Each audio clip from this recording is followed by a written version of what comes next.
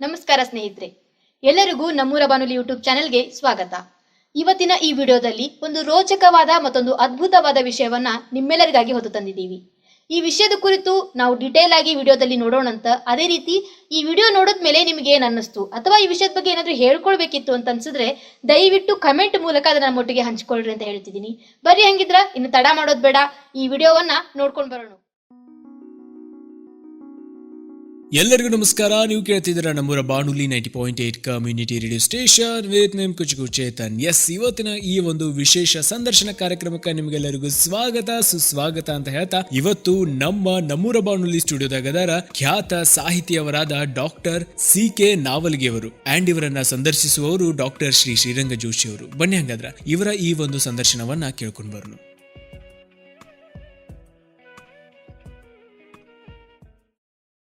ಎಲ್ಲರಿಗೂ ನಮಸ್ಕಾರಗಳು. ನಾನು ಬೆಳಗಾವಿಯ ಡಾಕ್ಟರ್ ಶ್ರೀರಂಗ ಜೋಶಿ, ನಿಮ್ಮೆಲ್ಲರ ಮನೆ ಮಗ, ಜಗತ ಜಗುಲಿ ಬಾನುಲಿ ಮಿತ್ರ, ನಮ್ಮೂರ ಬಾನುಲಿ ಕೇಂದ್ರದ ಆತ್ಮಸಖ. ಕೇಳುಗರೆ, ಇಂದು ನಮ್ಮೂರ ಬಾನುಲಿ ಕೇಂದ್ರದಲ್ಲಿ ಈ ಮಹಾ ಮಂದಿರದಲ್ಲಿ ಮಹಾ ಉತ್ಸವ.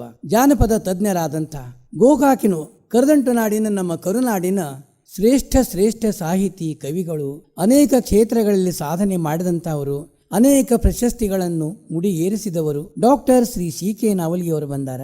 ಅವ್ರನ್ನ ನನ್ನ ವೈಯಕ್ತಿಕ ಪರವಾಗಿ, ನಮ್ಮೂರ ಬಾನುಲಿ ಕೇಂದ್ರದ ಪರವಾಗಿ ಹಾಗೂ ನಿಮ್ಮೆಲ್ಲರ ಪರವಾಗಿ ಆದರದ ಸ್ವಾಗತ ಹಾಗೂ ನಮಸ್ಕಾರಗಳು. ನಮಸ್ಕಾರ ಸರ್. ನಾವಲ್ಗಿ ಸರ್, ನೀವಿಲ್ಲಿ ನಮ್ಮ ಬಾನುಲಿ ಕೇಂದ್ರಕ್ಕೆ ಬಂದಿರಿ, ನಮಗೆ ಭಾಳ ಖುಷಿ ಅನ್ನಿಸ್ಲಿಕ್ಕತ್ತದ. ಕೇಳುಗರೆ, ಈ ವೇದಿಕೆಯು ಕಲೆ, ಸಾಹಿತ್ಯ, ಸಂಗೀತ, ಸಾಮಾಜಿಕ, ವೈದ್ಯಕೀಯ ಹೀಗೆ ಹಲವಾರು ಕ್ಷೇತ್ರಗಳಲ್ಲಿ ಸಾಧನೆ ಮಾಡಿದಂಥ ಮಹನೀಯರನ್ನು, ಮಹಿಳೆಯರನ್ನು ಪರಿಚಯ ಮಾಡಿಕೊಡುವುದೇ ನಮ್ಮೂರ ಬಾನುಲಿ ಕೇಂದ್ರದ ಮುಖ್ಯ ಉದ್ದೇಶ. ಮೇಲಾಗಿ ಇವರು ಅಚ್ಚ ಕನ್ನಡಿಗರು ಹೌದು. ಕೇಳುಗರೆ, ಗೋಕಾಕ್ ಅಂದಮೇಲೆ ಬೆಟಗೇರಿ ನೆನಪು ನಾವು ಮಾಡಿಕೊಳ್ಳಲೇಬೇಕು. ಪ್ರಸಿದ್ಧ ಕವಿ, ಅದ್ಭುತ ಕವಿ, ಜಾಣರಾದಂಥ ಶ್ರೀ ಬೆಟಗೇರಿ ಕೃಷ್ಣ ಶರ್ಮರು ಇವರ ಒಂದು ಸುಂದರ ಕವನದೊಂದಿಗೆ ಇಂದಿನ ಈ ಕಾರ್ಯಕ್ರಮವನ್ನು ಆರಂಭ ಮಾಡೋಣಂತ. ಏನಿತು ಇನುದಿ ಕನ್ನಡ ನುಡಿಯು, ಮನವನ್ನು ತಣಿಸುವ ಮೋಹನ ಸುಧೆಯು. ಆ ಆ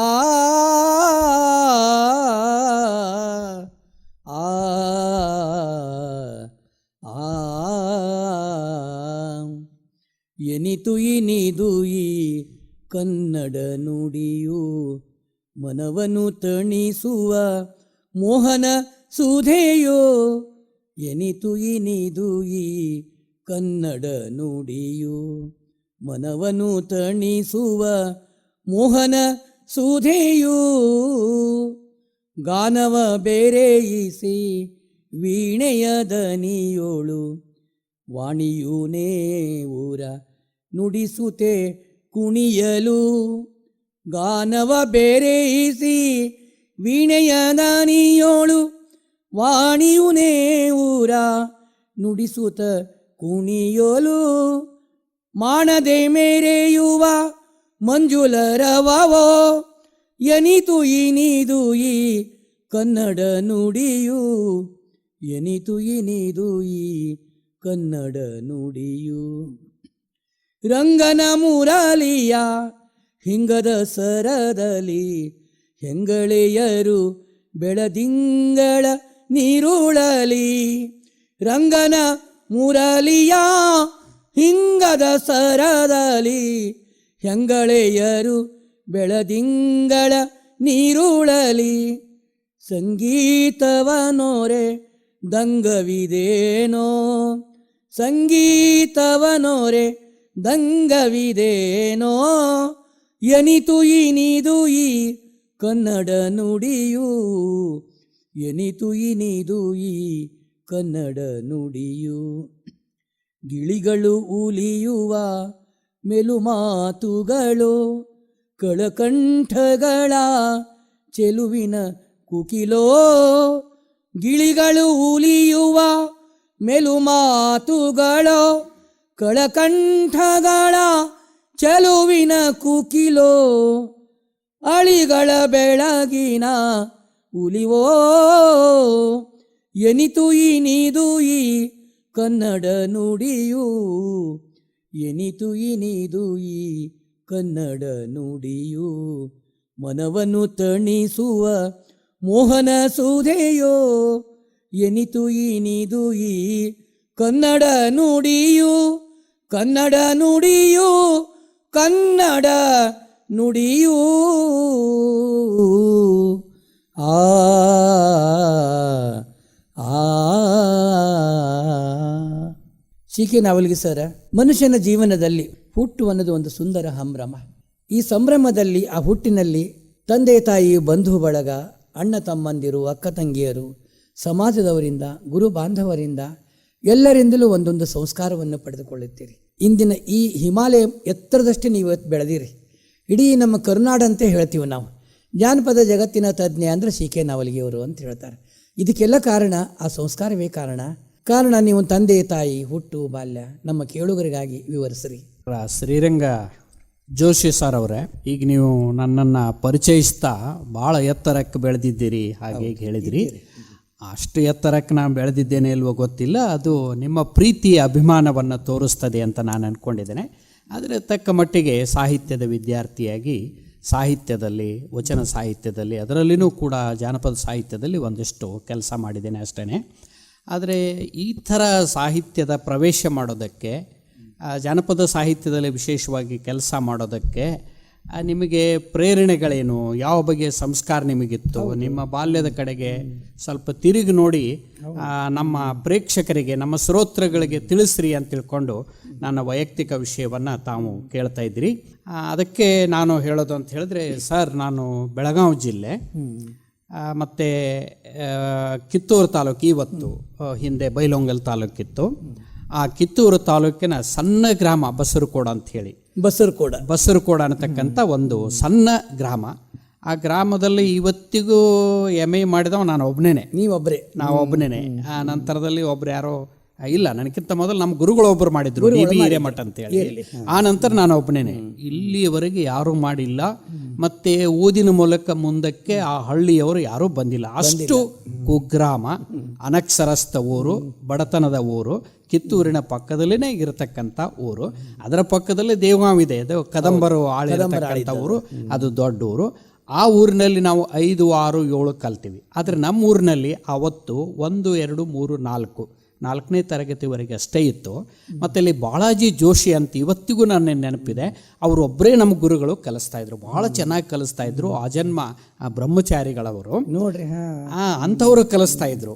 ಮುಂದೆ ಆ ಊರಿನಲ್ಲಿ ನಾವು ಶಾಲೆಗೆ ಹೋಗ್ತಾ ಇದ್ರು ಕೂಡ ಹೊಲಕ್ಕೆ ಹೋಗ್ತಾ ಇದ್ವಿ, ದನ ಕಾಯಕ್ಕೆ ಹೋಗ್ತಾ ಇದ್ವಿ, ನಮ್ಮ ತಂದೆಯ ಜೊತೆಗೆ ಹೋಗ್ತಾ ಇದ್ವಿ. ನಮ್ಮೂರು ಸಣ್ಣದಿದ್ದರೂ ಕೂಡ, ಬಡತನದ ಊರಾಗಿದ್ದರೂ ಕೂಡ ಜಾನಪದ ದೃಷ್ಟಿಯಿಂದ ಶ್ರೀಮಂತ ಊರು. ನಮ್ಮಲ್ಲಿ ನಿಜಿಗುಣಿಸಿ ಯೋಗಿ ಆಟ ಇದು, ಮತ್ತು ಇವನ್ನ ಕುರಿತು ಇನ್ನೊಂದು ಆಟ, ಸಣ್ಣ ಆಟ ಬರ್ತದೆ, ಅದು ಸಂಗ್ಯಾ ಬಾಳೆ ಬರ್ತದೆ. ಆಮೇಲೆ ಇನ್ನೊಂದು ಬಹಳ ಪ್ರಸಿದ್ಧ ಆಟ, ಅದು ಗೌತಮನ ಆಟ ಅಂತ. ಗೌತಮ, ಹೌದು. ಈ ಆಟಗಳನ್ನು ಆಡೋದ್ರಲ್ಲಿ ನಮ್ಮ ಊರಿನ ಜನ ಸಿದ್ಧಹಸ್ತರು, ಬಹಳ ಪ್ರಬುದ್ಧರು. ಇವತ್ತು ಅವ್ರು ಯಾರೂ ಇಲ್ಲ. ಆದರೆ ಅವ್ರ ಮಕ್ಕಳು ಮೊಮ್ಮಕ್ಕಳು ತಕ್ಕ ಮಟ್ಟಿಗೆ ಮಾಡ್ತಾಯಿದ್ರು. ಈ ಆಟ ಆಡತಕ್ಕಂಥ ಕಲಾವಿದರಿಗೆ ನಮ್ಮ ತಂದೆ ಬಹಳ ಪ್ರೋತ್ಸಾಹ ಕೊಡ್ತಾಯಿದ್ರು. ಅವರು ಚೆನ್ನಾಗಿ ಹಾಡಿದರು, ಚೆನ್ನಾಗಿ ಕುಣಿದ್ರು, ಚೆನ್ನಾಗಿ ಮಾತು ಹೇಳಿದರು. ಅಂದರೆ ನನಗಿನ್ನೂ ನೆನಪಿದೆ, ಅವತ್ತು ಅವರ ಪೇಟದಲ್ಲಿ 2 ರೂಪಾಯಿ ಇದ್ರೆ ಅದನ್ನು ತೆಗೆದು ಅವರಿಗೆ ಹಾಕಿಬಿಡ್ತಾ ಇದ್ರು, ತಲೆ ಮೇಲೆ ಚುರುಮುರಿ ಹಾರಿಸ್ತಾ ಇದ್ರು. ಇಷ್ಟು ಪ್ರೋತ್ಸಾಹವನ್ನು ನಮ್ಮ ತಂದೆ ಕೊಡ್ತಾ ಇದ್ರು. ಮತ್ತೆ ನಮಗೂ ಹೇಳ್ತಾ ಇದ್ರು, ನೋಡ್ಬೇಕಪ್ಪ, ಆಟ ನೋಡ್ಬೇಕು, ಭಜನೆ ಮಾಡಬೇಕು, ಹಿಂಗಂತ ಹೇಳಿ ಜಾನಪದದ ಬಗ್ಗೆ ಸಣ್ಣವರಿದ್ದಾಗನ ನನಗೆ ಆಸಕ್ತಿಯನ್ನು ಹುಟ್ಟಿಸೋದಕ್ಕೆ ನಮ್ಮೂರಿನ ಕಲಾವಿದರು, ನಮ್ಮ ತಂದೆ ಕಾರಣ. ಅದರ ಜೊತೆಗೆ ನಮ್ಮ ತಾಯಿ ಬಸಲಿಂಗವ್ವ ಅಂತ ಹೇಳಿ, ನಮ್ಮ ತಂದೆ ಕಲ್ಲಪ್ಪ, ನಮ್ಮ ತಾಯಿ ಬಸಲಿಂಗವ್ವ. ನಮ್ಮ ತಾಯಿ 4ನೇ ತರಗತಿವರೆಗೆ ಕಲ್ತಿದ್ರು. ಅವರು ಜಾನಪದ ಹಾಡುಗಳನ್ನ ಹೇಳ್ತಾ ಇದ್ರು, ಒಗಟು ಹೇಳ್ತಿದ್ರು ಸರ, ಗಾದೆಗಳನ್ನು ಹೇಳ್ತಾ ಇದ್ರು. ಇವನ್ನೆಲ್ಲ ನಾನು ಕೇಳ್ತಾ ಇದ್ದೆ. ಮತ್ತು ಅವರು ಬೀಸೋ ಕೆಲಸ ಮಾಡ್ತಾ ಇದ್ರು, ಬೀಸುವಾಗ ಕುಟ್ಟುವಾಗ ಹಾಡು ಹೇಳ್ತಾ ಇದ್ರು. ಅವ್ರ ತೊಡೆಯ ಮೇಲೆ ನಾನು ಮಲ್ಕೊಂಡು ಕೇಳ್ತಾ ಇದ್ದೆ. ಮಲ್ಕೊಂಡಾಗ ನನಗೆ ಬಹಳ ಸುಖವಾಗಿರ್ತಕ್ಕ ನಿದ್ರೆ ಇದೆಲ್ಲ ಬರ್ತಾ ಇತ್ತು. ಮತ್ತು ಕನ್ನಡ ಶಾಲೆಯಲ್ಲಿನೇ ಬಾಳಾಜಿ ಜೋಶಿ ಅಂತ ಒಳ್ಳೆಯ ಶಿಕ್ಷಕರು ಸಿಕ್ಕರು. ಹೈಸ್ಕೂಲಿಗೆ ಬಂದಾಗ ಕಿತ್ತೂರಿಗೆ ಬಂದೆ, ಅಲ್ಲಿ ಒಳ್ಳೆಯ ಶಿಕ್ಷಕರು ಸಿಕ್ಕರು. ಕಾಲೇಜಿಗೆ ಬಂದಾಗನೂ ಒಳ್ಳೆಯ ಶಿಕ್ಷಕರು, ಯೂನಿವರ್ಸಿಟಿಗೆ ಹೋದಾಗನೂ ಇನ್ನೂ ಒಳ್ಳೆಯ ಶಿಕ್ಷಕರು. ಹಿಂಗೆ ನಮ್ಮ ಊರಿನ ಗ್ರಾಮೀಣ ಪರಿಸರ ಅಲ್ಲಿಯ ಕಲೆ, ಸಾಂಸ್ಕೃತಿಕ ಈ ಜಗತ್ತು ಮತ್ತು ಒಳ್ಳೊಳ್ಳೆಯ ಶಿಕ್ಷಕರು, ಇದೆಲ್ಲದರ ಪ್ರೇರಣೆ ಪ್ರಭಾವದಿಂದ ನಾನು ಕನ್ನಡದ ಪ್ರಾಧ್ಯಾಪಕನಾದ್ರೂ ಕೂಡ ಸಾಹಿತ್ಯದ ಕಡೆಗೆ ಒಲವು ಬೆಳೆಯುವುದಕ್ಕೆ, ಬರವಣಿಗೆ ಕಡೆಗೆ, ಓದಿನ ಕಡೆಗೆ ಹೆಚ್ಚು ಆಸಕ್ತಿ ಮೂಡೋದಕ್ಕೆ ಈ ಪರಿಸರಣೆ, ನನ್ನ ಗ್ರಾಮೀಣ ಪರಿಸರ, ನನ್ನ ಶೈಕ್ಷಣಿಕ ಪರಿಸರನೇ ಕಾರಣ ಅಂತ ನಾನು ಬಹಳ ಪ್ರಾಮಾಣಿಕವಾಗಿ ಹೇಳ್ಕೊಳ್ಳೋದಕ್ಕೆ ಹೆಮ್ಮೆ ಅನಿಸ್ತದೆ ಸರ್. ಸರ್, ನೀವು ಎಷ್ಟು ಜನ ಅಣ್ಣ ತಮ್ಮಂದಿರು, ತಂಗಿಯರು? ನಾವು 4 ಜನ ಅಣ್ಣ ತಮ್ಮಂದಿರು, ನಾನೇ ಕೊನೆಯವ. ಆಮೇಲೆ 4 ಜನ ಹೆಣ್ಮಕ್ಳು. ಅಂದ್ರೆ ತುಂಬಿದ ಪರಿವಾರ ಇತ್ತು. ಪರಿವಾರ ಆದ್ರೆ ಓದಿದವ ನಮ್ಮ ಮನ್ಯಾಗ ನಾನು ಒಬ್ಬನೇ. ಮತ್ತು ನಾ ಸಣ್ಣವ ಇರೋದ್ರಿಂದ ಸರ್, ನಮ್ಮಪ್ಪ ನೋಡಪ್ಪ ಸಾಲಿಗೆ ಹೋಗವ ನನ್ನ ಮಗ, ಅವನಿಗೇನು ಕೆಲಸ ಹಚ್ಚಬಾರ್ದು. ಆಮೇಲೆ ದನ ಕಾಯಕೋದು ಹೋಗಿದ್ದು ಸರ್, ಕುತೂಹಲಕ್ಕಾಗಿ ಹೋಗಿದ್ದೆ. ಅವನು ಎಮ್ಮಿ ಆಕಳ ಕಟ್ಟಾಕೋದು ಹೋದ್ರೆ, ನೀ ಕಟ್ಟಬೇಡಪ್ಪ, ನೀ ಕಟ್ಟಾಕೋದು ಹೋದೆ ಅಂದ್ರೆ ನೀ ಸಾಲಿ ಕಲಿಯವ, ಕಣ್ಣಿಗೆ ಕೋಡ್ ಬರದ್ರೆ ನೋಡಿ ಸರ್, ಅವ್ರಿಗೇನಾದ್ರೂ ಆದ್ರೆ ಚಿಂತಿಲ್ಲ, ನನಗೇನೂ ಆಗಬಾರ್ದು. ಇಷ್ಟು ಪ್ರೀತಿಯಿಂದ ನನ್ನನ್ನು ಬಹಳ ಅಂಗೈ ಮೇಲೆ ಇಟ್ಕೊಂಡು ಬೆಳೆಸಿಬಿಟ್ರು. ಸರ್, ನಿಮ್ಮ ಬಾಲ್ಯ ಸ್ನೇಹಿತರು ಇದ್ರು? ಬಾಲ್ಯ ಸ್ನೇಹಿತರು ನಮ್ಮ ಊರಾಗ ಇದ್ರು ಸರ್. ಶಾಲೆ ಒಳಗ, ಪ್ರಾಥಮಿಕ ಶಾಲೆಯಲ್ಲಿ ಯಾರ ಹೆಸರು ಹೇಳ್ರಿ ಒಂದಿಬ್ರು? ಎಂಥದ್ದು ದೇಸಾಯಿ ಬಸಪ್ಪ ಅಂತಿದ್ದ, ಬಡಿಗೇರ ಭಾಸ್ಕರ್ ಅಂತ ಇದ್ದ, ಆಮೇಲೆ ಹರಿಜನ ಕರಿಯಪ್ಪ ಅಂತಿದ್ದ ಒಬ್ಬ ಹುಡುಗ ನಮ್ಮ ಜೊತೆಗೆ. ಇವತ್ತಿಗೂ ಅವ್ನು ಬಹಳ ಪ್ರೀತಿ ಮಾಡ್ತಾನೆ ನನ್ನನ್ನು. ಅವ್ರು ಯಾರೋ ಮುಂದಕ್ಕೆ ಬರಲಿಲ್ಲ. ನಿಮ್ಮ ಸಂಪರ್ಕದೊಳಗಿದ್ದಾರೆ? ಇದ್ದಾರೆ ಸರ್, ಊರಿಗೆ ಹೋದಾಗ ಬೇಕಾಗ್ತಾರೋ. ಕೆಲವರಿಗೆ ಒಕ್ಕಲ್ತನ ಮಾಡ್ತಾರೆ ಸರ್, ಆಮೇಲೆ ಕೆಲವರು ಹಾಲಿನ ಕೆಲಸ ಮಾಡ್ತಾರೆ, ಆಮೇಲೆ ಇನ್ನು ಕೆಲವು ಸಲ ಪಾಪ ಲೇಬರ್ ಕೆಲಸ ಮಾಡ್ತಾರೆ, ದುಡಿತಾ ಇದ್ರೆ. ಆದ್ರೆ ನಾ ಇವತ್ತಿಗೆ ಊರಿಗೆ ಹೋದ್ನಿ ಅಂದ್ರೆ, ನಾವಲ್ಗೆ ಚನ್ನಬಸವ ಬಂದ, ನಮ್ಮ ಗೆಳೆಯ ಬಂದ ಅಂತ ಹೇಳಿ ಕೆಲವರು ಭಾಳ ಸಲಿಗಿಂದ ಮಾತಾಡಕ್ಕೆ ಬರ್ತಾರೆ. ಇನ್ನೊಬ್ಬ ಗೆಳೆಯ, ಅವ್ನು ಭಾಳ ದೊಡ್ಡ ಮಟ್ಟದಾಗ ಅದಾನ, ಆಫೀಸರ್ ಲೆವೆಲ್ ಆಗ್ಯಾನ, ಪ್ರಿನ್ಸಿಪಲ್ ಆಗ್ಯಾನ, ಅವ್ನು ಏ ಕ್ವಶನ್ ಮಾತಾಡಬಾರ್ದು, ಬಹುವಚನ ಇನ್ನೊಬ್ಬ ಗೆಳೆಯ ಹೇಳ್ತಾನೆ. ಅದ್ರ ಜೊತೆಗೆ ಹೆಣ್ಮಕ್ಳು ನಮ್ಮ ಕ್ಲಾಸ್ಮೇಟ್ಸ್ ಇದ್ರು ಸರ್ ಆ ಕನ್ನಡ ಶಾಲೆಯಲ್ಲಿ ಇರುವಾಗ. ಅವರು ಈಗ ಪಾಪ ಎಲ್ಲ ಹಾಲು ಬಿದ್ದು ಸಿಕ್ಕೊಂಡು ಸೊರಿಗ್ದಂಗೆ ಕಾಣ್ತಾರೆ, ಅಜ್ಜಿರಂಗೆ ಕಾಣ್ತಾರೆ. ಆದ್ರೆ ಅವರೆಲ್ಲ ನನ್ನ ಜೊತೆಗೆ ಓದ್ದವ್ರು, ನಮ್ಮ ಸಹಪಾಠಿಗಳು. ಅವ್ರನ್ನ ನೋಡಿದ್ರೆ ನನಗೆ ಬಹಳ ಖುಷಿ ಆಗ್ತದೆ. ನಮ್ಮ ಊರಿಗೆ ಇವತ್ತಿಗೆ ನಾವು ಹೋದ್ರೆ ನಮ್ಮ ಮನೆಯವರಂತೆ ಸರಿ, ಊರಿನ ಜನ ಎಲ್ಲ ನಾನು ನೋಡೋದಕ್ಕೆ ಬರ್ತಾರೆ ಸರ್, ಅಷ್ಟು ಪ್ರೀತಿ ಮಾಡ್ತಾರೆ. ಯಾಕಂದ್ರೆ ಇವು ಓದ್ದವ, ಇವು ಕಲ್ತಾವ, ಇವು ಶಾಣೆ ಅದನೋ ಅಂತ. ಯಾಕಂದ್ರೆ ನಾವು ಭಾಳ ಓದ್ತಿದ್ವಿ ಸರ್ ಸಣ್ಣವರಿದ್ದಾಗ. ನಮ್ದು ಹೊಲ ಎಷ್ಟ ಇದ್ರು ಸಹಿತ ಹೊಲದಿಂದ ಬಂದು ಕಾಳು ಕಡಿ ಮಾರಿದಾಗ ಮನ್ಯಾಗ ರೊಕ್ಕ ಇರ್ತಿರ್ಲಿಲ್ಲ, ಹಂಗ ಪರಿಸ್ಥಿತಿ ಹಂಗಿತ್ತು. ಹಿಂಗಾಗಿ ಅಂಥ ಇದರಿಂದ ನಾವೆಲ್ಲ ಮುಂದಕ್ಕೆ ಬಂದಿವಲ್ಲ, ಆ ಜನರಿಗೆ ನನ್ನನ್ನು ಕಂಡ್ರೆ ಬಹಳ ಖುಷಿ ಸರ್, ಭಾಳ ಸಂತೋಷ ಆಗ್ತಿತ್ತು. ಅದಕ್ಕೆ ಇವತ್ತಿಗೂ ನಾನು ಹಳ್ಳಿಗೆ ಹೋಗೋದಕ್ಕೆ ಬಹಳ ಖುಷಿ ಪಡ್ತೇನೆ. ನಮ್ಮದೇ ಆದಂಥ ಹಳೆ ಮನೆ ಇದೆ, ಆ ಕರಿ ಹೆಂಚಿನ ಮನೆ. ನಮ್ಮ ಬದುಕು ಅನ್ನೋದು ಹಳ್ಳಿ ಒಳಗೆ ಅದ, ಹಳ್ಳಿ ಒಳಗೆ ಸರ್. ಅದಕ್ಕೆ ಮತ್ತು ಇವತ್ತಿಗೂ ಹಳ್ಳಿ ಒಳಗೆ ಮಾಡಿರ್ತಕ್ಕಂಥ ರೊಟ್ಟಿ, ಆಮೇಲೆ ಅಲ್ಲಿ ಕೆನೆ ಮೊಸರು, ಬದ್ನಿಕಾಯಿ ಪಲ್ಯ, ಆಮೇಲೆ ಇಲ್ಲಿ ಹೋಳಿಗೆ, ತುಪ್ಪ ಇವತ್ತಿಗೂ ನನಗೆ ಸೇರ್ತದೆ. ಹೋಟೆಲ್ ಅಷ್ಟು ಸೇರೋದಲ್ಲ, ನಮ್ಮ ಮಕ್ಕಳೆಲ್ಲ ಹೋಟೆಲ್ ಅಂತಿರ್ತಾರೆ. ಆದರೂ ಸಹಿತ ಸರ್ ನನಗೆ ನಮ್ದು ಹಳ್ಳಿದು ಇವತ್ತಿಗೂ ಹಳ್ಳಿಗೆ ಹೋಗ್ಬೇಕನ್ನಿಸ್ತದೆ, ಅಲ್ಲಿ ಇರ್ಬೇಕನ್ನಿಸ್ತದೆ. ದನ ಕಾಯುವಂಗಾಗ್ತದೆ, ಹೊಲಕ್ಕೆ ಹೋಗುವಂಗಾಗ್ತದೆ. ಗಿಡದಾಗ ಕೂತ್ಕೊಂಡು ಓದ್ತಿದ್ದೀವಿ ಸರ್, ಗಿಡದ ಮೇಲೆ. ಆಮೇಲೆ ಗಿಡದ ನೆರಳಲ್ಲಿ ಓದ್ತಾ ಇದ್ದೀವಿ. ಹನುಮಂತಿಯವ್ರ ಗುಡಿಯಾಗ ನಮ್ಮ ಸಾಲಿತ್ತು ಸರ್ ಮೊದಲು. ಈಗ ಸ್ಕೂಲ್ ಅದು ಆಗಿದಾವೆ, ಈಗ ಆಗಿದೆ ಸರ್. ಸರ್, ನೀವೆಲ್ಲ ಬಾಲ್ಯದೊಳಗೆಲ್ಲ ನೆನಪುಗಳನ್ನು ಹೇಳಕತ್ತಿದ್ರಿ. ಬಾಲ್ಯ ಕ್ರೀಡೆಗಳ ಬಗ್ಗೆ ಹೇಳ್ತೀರಿ? ಯಾವ ಕ್ರೀಡೆ? ನನಗೂ ನಾವು ಅದನ್ನ ಯಾಕೆ ಹೇಳ್ತೀವಿ ಅಂದ್ರೆ, ಈಗ ಆಟಗಳೇ ಇಲ್ಲ. ಈಗ ಇಲ್ಲ ಸರ್, ನಮ್ಮ ಕಾನ್ವೆಂಟ್ ಸ್ಕೂಲಿಗೆ ಹಾಕ್ತಾರಲ್ಲ, ಆಟಗಳೇ ಇಲ್ಲ. ಹೌದು ಸರ್, ನೀವು ಒಳ್ಳೆ ಪ್ರಶ್ನೆ ಮಾಡಿದ್ರಿ ಸರ್ ಶ್ರೀರಂಗ್ ಸರ.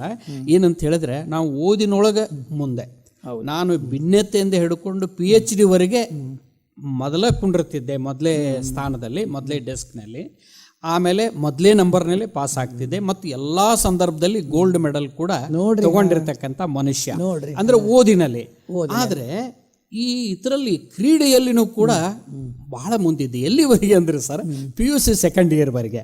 ಯಾಕಂದ್ರೆ ಅಲ್ಲಿವರೆಗೆ ನಾನು ಸಬ್ ಜೂನಿಯರ್ ಅಂತ ಮಾಡ್ತಾರೆ, ಹೈಟ್ ಮೇಲೆ. ನಾನು ಗೆಡ್ಡ ಮನುಷ್ಯ ಇರೋದ್ರಿಂದ ಸಬ್ ಜೂನಿಯರ್.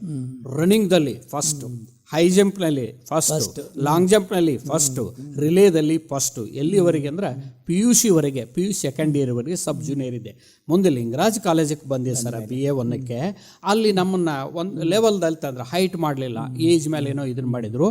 ಆಗ ಎಲ್ಲ ಎತ್ತರ ಹುಡುಗರು ಇರ್ತಿದ್ರು, ನನಗಿಂತ ಮೊದಲು ಓಡೋರು, ನನಗಿಂತ ಮೊದಲು ಹೆಚ್ಚಿಗೆ ಜಿಗಿತಾ ಇದ್ರು. ಅಲ್ಲಿ ಥರ್ಡ್ ಅದು ಬರಾಕೈತಿರಿ ಸರ್. ಹಂಗಾರೆ ಇದು ನಂದು ಅಲ್ಲ, ನನ್ನ ಕ್ಷೇತ್ರ ಅಲ್ಲ, ನನಗೆ ಇದನ್ನ ಇಗೋದಿಲ್ಲ ಅಂಥೇಳಿ ಬರೀ ಓದಿನ ಕಡೆಗೆ ನಾನು ಕಾನ್ಸಂಟ್ರೇಷನ್ ಮಾಡಿದ್ ಸರ್. ಅದ್ರ ಮೊದಲೆಲ್ಲ ಕೇಳುಗರ ಪ್ರಕಾರ ಜಾನಪದ ಕ್ರೀಡೆ ಬೆಳಗ್ಗೆ ಮಾತಾಡ್ರಿ ಈಗ. ಹಾ ಹಾ ಆ ಜಾನಪದದಲ್ಲಿ ಅಂತ ಹೇಳಿದ್ರೆ ಸರ್ ಅಲ್ಲಿ ಯಾವ್ಯಾವ ಆಟ ಇದ್ವು? ಕುಂಟಾಟ ಆಡ್ತಿದ್ವಿ, ಕುಂಟಾಟ ಇತ್ತು, ಕುಂಟಾಟ ಆಡ್ತಿದ್ವಿ, ಹೂಡ್ತುತ್ತು ಅಂತ ಆಡ್ತಿದ್ವಿ, ಹೌದು. ಆ ಲಗೋರಿ ಅಂತ ಆಡ್ತಿದ್ವಿ. ಆಮೇಲೆ ಹೆಣ್ಮಕ್ಳು ಗಂಡು ಮಕ್ಕಳು ಭೇದಿಲ್ದ ಆಡ್ತಿದ್ವಿ ಸರ್. ಅಂಡಾಳ ಕೂಡ ನಾವು ಆಡ್ತಿದ್ವಿ. ಆಮೇಲೆ ಒಂದು ಬಂಡಿ ಹಂಗ್ ಮಾಡಿ ಅದನ್ನ ಜಗ್ಗುವಂತದ್ದು, ಗೋಲಿ ಆಟ ಆಡ್ತಾ ಇದ್ವಿ, ಮರದಿಂದ ಮರ ಜಿಗಿದ ಕೋತಿ ಆಟ, ಕೋತಿ ಆಟ ಆಡ್ತಿದ್ವಿ ರೀ, ಗಿಡಮಂಗ್ಯನ ಆಟ ಗಿಡಮಂಗ್ಯ ಅಂತೀವಿ.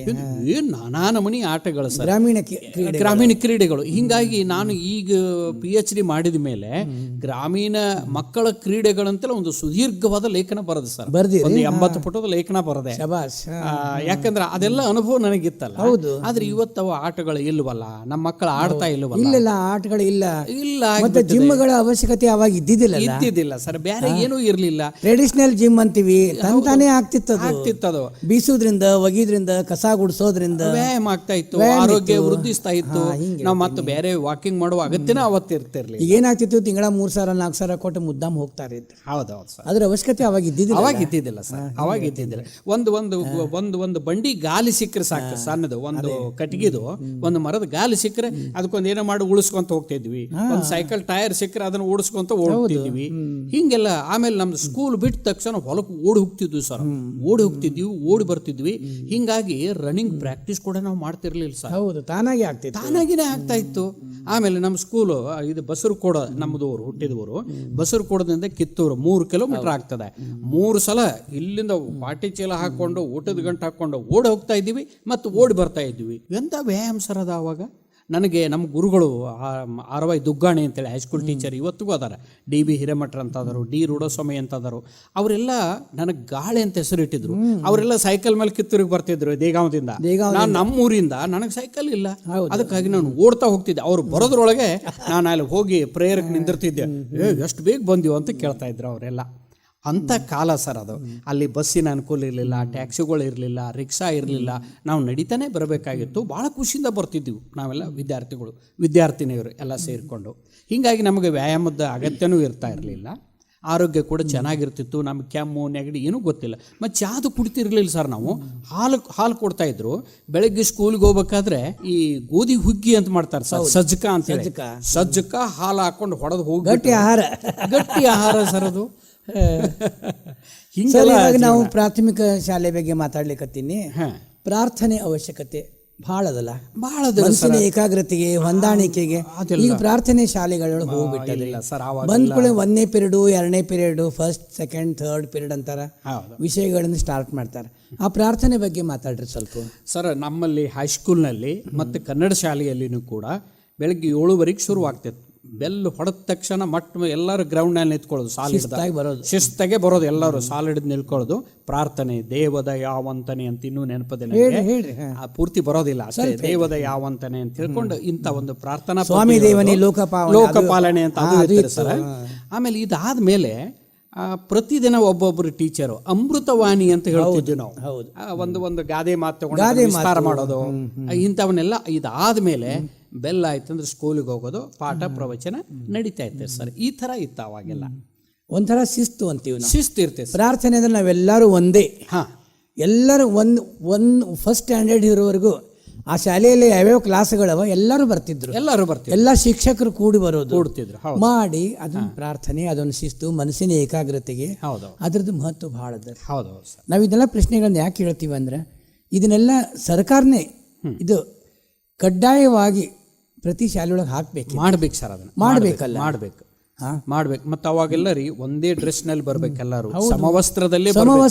ಸಮವಸ್ತ್ರ ಇರ್ಲಿಲ್ಲ ಅಂದ್ರೆ ಅಲ್ಲಿ ಪ್ರೇಯರ್ ಅಟೆಂಡ್ ಆಗಂಗಿಲ್ಲ, ಅವ್ನು ಬರಂಗಿಲ್ಲ. ಎಲ್ಲರೂ ಒಂದೇ, ಶ್ರೀಮಂತ ಬಡವ ಒಂದೇ ಒಬ್ಬರೇ ಸಂಬಂಧಿ ಸಮವಸ್ತ್ರ, ಸಮಾನತೆಯ ಸಂಕೇತವಾಗಿ ಅದನ್ನು ಬಳಸ್ತಿದ್ರು ಸರ್.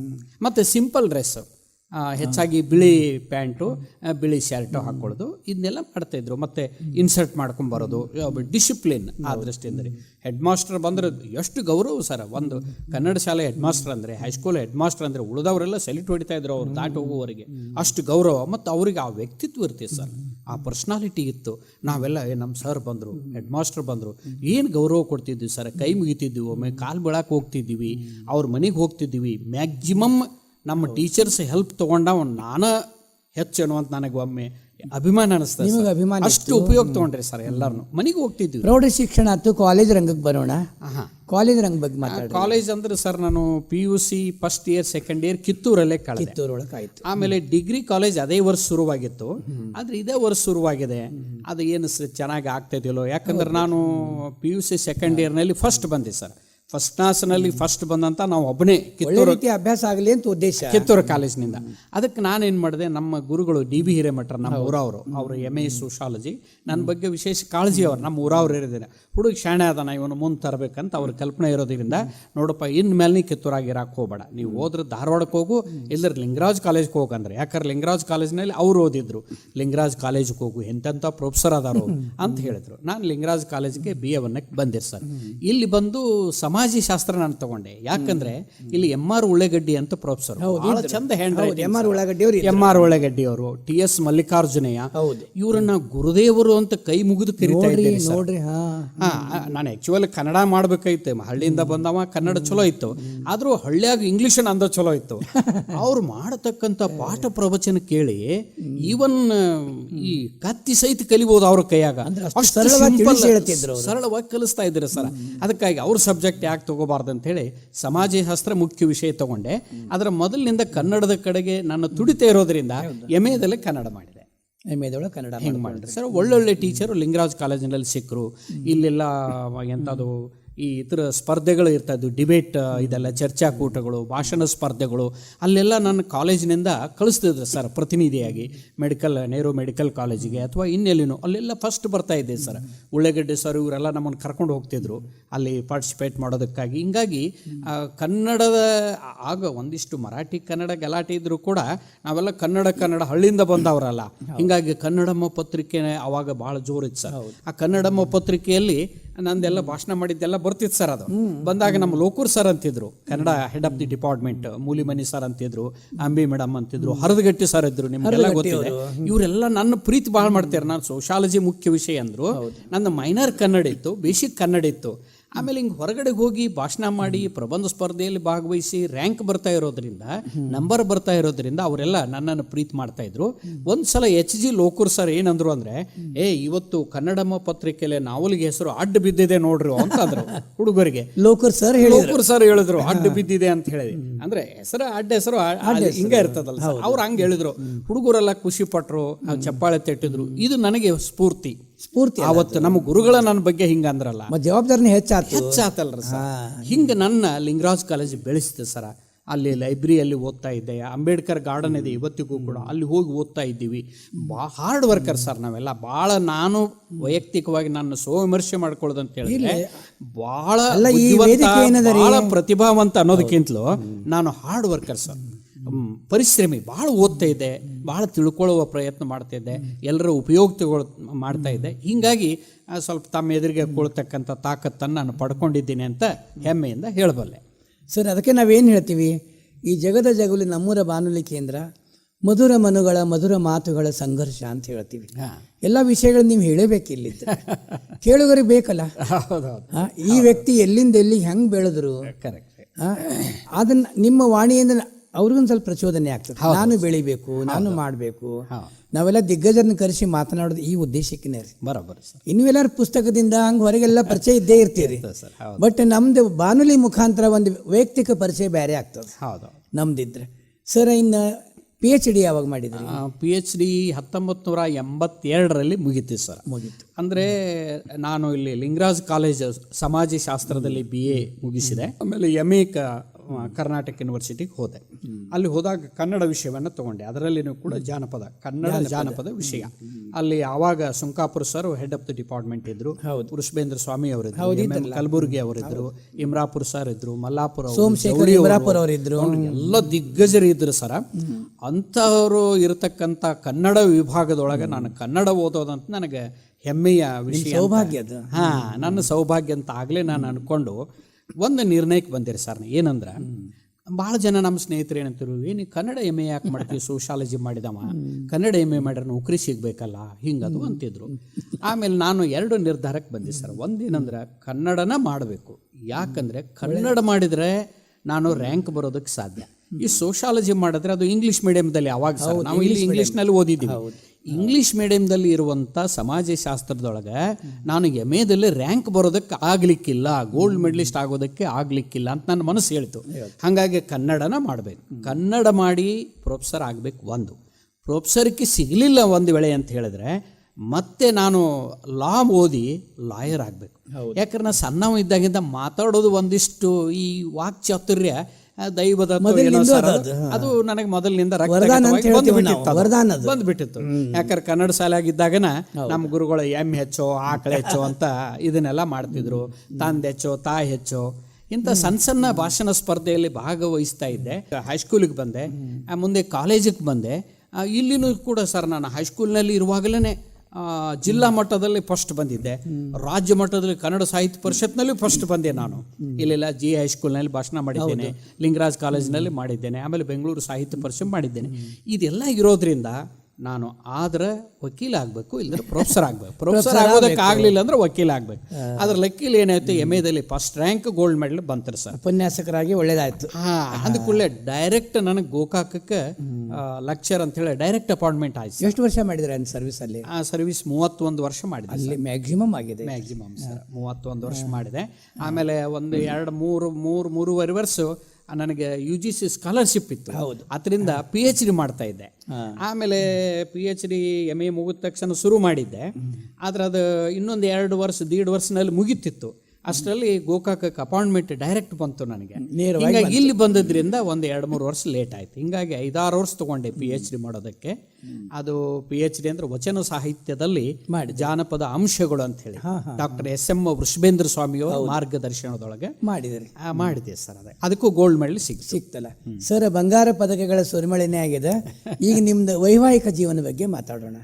ನಿಮ್ಮ ಮನೆಯವ್ರ ಬಗ್ಗೆ, ನಿಮ್ಮ ಮದುವೆ ಯಾವಾಗ ಆಯ್ತು? ಅಂದ್ರೆ ಏನಾಯ್ತಂದ್ರೆ ಸರ್, ನಾನು MA ಓದ್ತಾ ಇರ್ಬೇಕಾರ್ನ ಶಕುಂತಲಾ ಧಡೇದ್ ಅಂತೇಳಿ ನಮ್ಮ ಕ್ಲಾಸ್ಮೇಟ್ ಅವರು ಬಹಳ ಬುದ್ಧಿವಂತ ಹೆಣ್ಮಗಳು. ಅವರು ನಾನು ಕಾಂಪಿಟೇಟರ್ ಆಗಿದ್ವಿ MA ನೋಡ್ರಿ. ಅವರು ಬ್ರದರು ಕಾನ್ಫಿಡೆನ್ಷಿಯಲ್ ಬ್ರ್ಯಾಂಚ್ನಲ್ಲಿ ಕೆಲಸ ಮಾಡ್ತಾ ಇದ್ರು. ಭಾಳ ಓದ್ತಾ ಇದ್ವಿ. ಆ ಹೆಣ್ಮಗಳಕ್ಕಿಂತ ಹೆಚ್ಚು ಮಾರ್ಕ್ಸ್ ತಗೋಬೇಕಂತ ನಾನು, ನನಗಿಂತ ಹೆಚ್ಚು ತಗೋಬೇಕಂತ ಅವರು. ಈ ಕಾಂಪಿಟಿಷನ್ ಇದ್ದದ್ದು ಅದು ಬಹುಶಃ ಏನು ಅದು ಆತ್ಮೀಯತೆಯಾಗಿನೂ ಬೆಳೀತು, ಸ್ನೇಹವಾಗಿನೂ ಬೆಳೀತು, ಪ್ರೀತಿಯಾಗಿನೂ ಬೆಳೆದ್ಬಿಡ್ತು. ಸಂತೋಷ ಅಲ್ಲ. ಕೊನೆಗೆ ನಾನೇ ಫಸ್ಟ್ ಬಂದೆ, ಆ ಮಾತು ಬೇರೆ. ಆದ್ರೆ ಅವ್ರು ಸಂತೋಷ ಪಟ್ರು. ಆದ್ರೆ ಮದುವೆ ಮಾಡ್ಕೊಂಡಿವ್ರಿ ಸರ್. ಅವರು ಮುನೋಳಿ ಇಲ್ಲೇ ಸೌದತ್ತಿ ಹತ್ರ ಧಡೇದ್ ಫ್ಯಾಮಿಲಿ ರೀ, ಶಕುಂತಲಾ ಧಡೇದ್ ಅಂಥೇಳಿ ಮದುವೆ ಆಯಿತು. ಮದುವೆ ಆದಮೇಲೆ ಒಬ್ಬ ಮಗ ಭರತ್ ಅಂಥೇಳಿ, ಅವನೀಗ IAS KS online coaching class ಮಾಡ್ತಾ ಇದ್ದ. ಭಾಳ ಚೆನ್ನಾಗಿ ಅವನು ಕೂಡ ಈಗ ಬೆಳೆದಿದ್ದಾನೆ ಸರ್. ಅವ್ರೇನು ಸರ್ವಿಸ್ ಮಾಡ್ತಿದ್ರೆ ನಿಮ್ಮ? ಅವರು ಕಮರ್ಷಿಯಲ್ ಟ್ಯಾಕ್ಸ್ ಆಫೀಸ್ನಾಗ ವರ್ಕ್ ಮಾಡ್ತಿದ್ರು ಸರ್. ಅವರು KPS ಇಂದ ಡೈರೆಕ್ಟ್ ಅಪಾಯಿಂಟ್ಮೆಂಟ್. ನನಗಿಂತೂ ಆ್ಯಕ್ಚುಲಿ ನಿಮಗೊಂದು ತಮಾಷೆ ಅನಿಸ್ಬೋದು, ಹೇಳ್ಬೋದು ಅಂತ ಹೇಳಿದ್ರೆ, KPSಸಿಗೆ ಅವರು ನಾವು ಕೂಡ ಕುಂತಿದ್ವಿ. ನಾನು MAನಲ್ಲಿ ಫಸ್ಟ್ ರ್ಯಾಂಕ್ ಗೋಲ್ಡ್ ಮೆಡಲಿಸ್ಟು, ಅವರು ಸೆಕೆಂಡ್ ಬಂದಿದ್ರು. ಇಷ್ಟು ಆದರೂ KPSಸಿಗೆ ಕುಂತಿದ್ವಿ ಇಬ್ರು.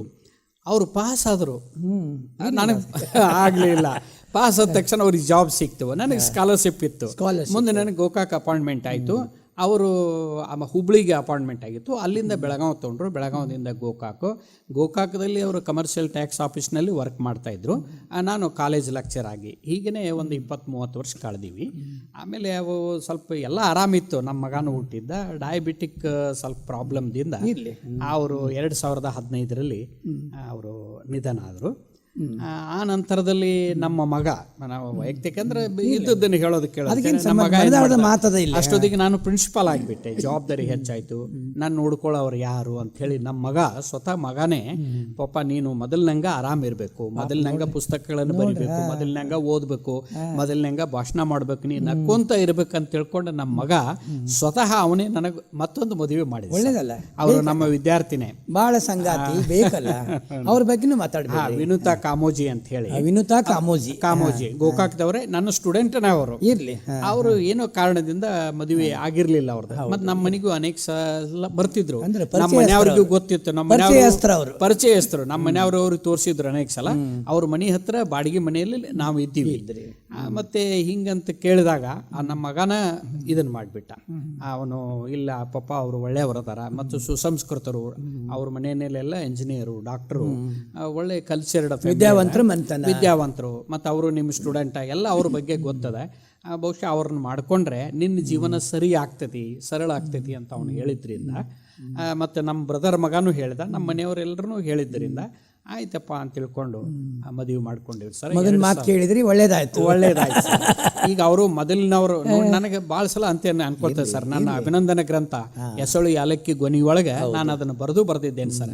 ಯಾಕಂದ್ರೆ ಮೊದಲೇದವರು ಬಹಳ ಒಳ್ಳೆಯವರು ಇದ್ದಾರೆ ಸರ್. ತಮ್ಮದೆಲ್ಲ ತ್ಯಾಗ ಮಾಡಿ ನನ್ನ ಬೆಳವಣಿಗೆಗೆ ಕಾರಣ ಆಗಿದ್ರು ಸರ್. ಕಾರಣ ಆಗಿದ್ರು.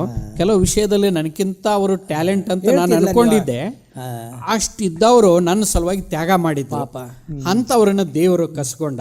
ಇನ್ನೊಬ್ರು ಅಷ್ಟೇ ಒಳ್ಳೆಯವರಲ್ಲ, ನನ್ನ ಜೀವನದ ಎಲ್ಲ ನೋವು ನಲಿವುಗಳನ್ನು ನೋಡ್ಕೊಳ್ತಕ್ಕಂಥ ಇನ್ನೊಬ್ರು ವಿನುತಾ ಕಾಮೋಜಿ ಅಂತ ದೇವರು ಕೊಟ್ಟ ಅಂತ ಹೇಳಿ ಮತ್ತೆ ನಾನು ಸಂತೋಷಪಟ್ಟು ಮತ್ತೆ ಯಥಾ ನನ್ನ ಜೀವನ ಮುಂದುವರೆದೆ ಸರ್. ರಿಟೈರ್ ಆದರೂ ಕೂಡ ಪುಸ್ತಕ ಬರಿತಾ ಇದ್ದೇನೆ, ಓದ್ತಾ ಇದ್ದೇನೆ, ಭಾಷಣ ಮಾಡ್ತಾ ಇದ್ದೀನಿ, ತಮ್ಮಂಥವರ ಸಂಪರ್ಕದಲ್ಲಿದ್ದೇನೆ. ಈ ಥರ ನನ್ನ ಜೀವನ ಸಂತೋಷದಾಯಕವಾಗಿ ಮುಂದುವರೆದಿದೆ ಸರ್. ಜೀವನ ಒಂದು ನಾಟ್ಯ ರಂಗ, ಏನು ನಡಿಬೇಕು ಎಲ್ಲ ನಡಿಲಿಕ್ಕೆ ಬೇಕಲ್ಲ. ಭಗವಂತನ ಇಚ್ಛೆ ಮುಂದೆ ನಮ್ದೇನು ಇರೋದಿಲ್ಲ.